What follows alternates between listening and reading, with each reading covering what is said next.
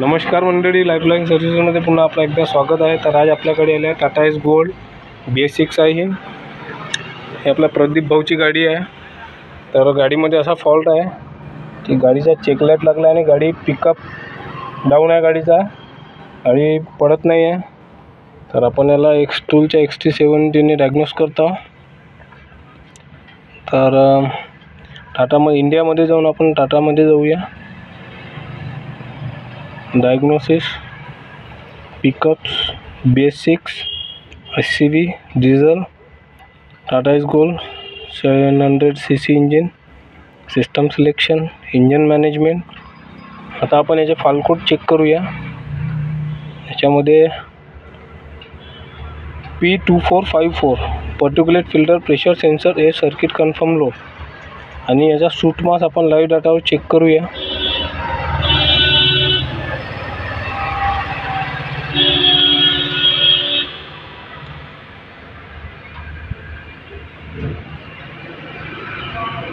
याच्यामध्ये आपल्याला सूट व्हॅल्यू आणि महत्त्वाचं म्हणजे आणि ही गाडी रिजनरेशन होत नाही। आपण रिजनरेशन करून पाहिली पण रिजनरेशन होत नाही। सूट व्हॅल्यू आहे याची,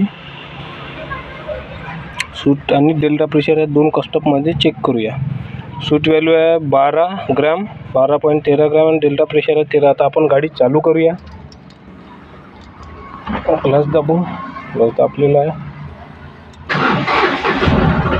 गाडी चालू झाली। आता ही जी व्हॅल्यू आहे डेल्टा प्रेशर ही रेस केल्यानंतर मी गाडी रेस करीन। ही व्हॅल्यू 30 mbar आहे, तरी वाढायला पाहिजे, ही वाढत नाही आहे। म्हणजे व्हॅल्यू आहे ही वाढत नाही आहे,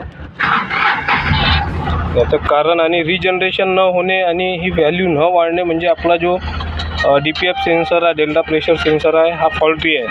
याच्यात आपण सप्लाय चेक केला, याचा सप्लाय यायला पाहिजे 5 वोल्ट आणि ग्राउंड 3 वोल्ट बरोबर आहे, आपण चेक केलेला आहे।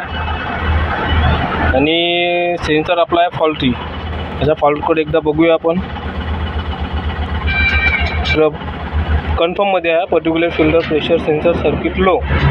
और याचा अर्थ असा आहे की जो प्रेशर सेन्सर आहे तो आहे फॉल्टी। तर आपण हा सेन्सर बोलवूया, टाकूया, त्याच्यानंतर पुन्हा बघूया आपला रिजनरेशन होते की नाही। सूट मास 12 वर आहे आणि जे आपला लाईव्ह डाटामध्ये जे आहे डेल्टाची व्हॅल्यू ते कमी जास्त होते की नाही बघत राहा व्हिडिओमध्ये।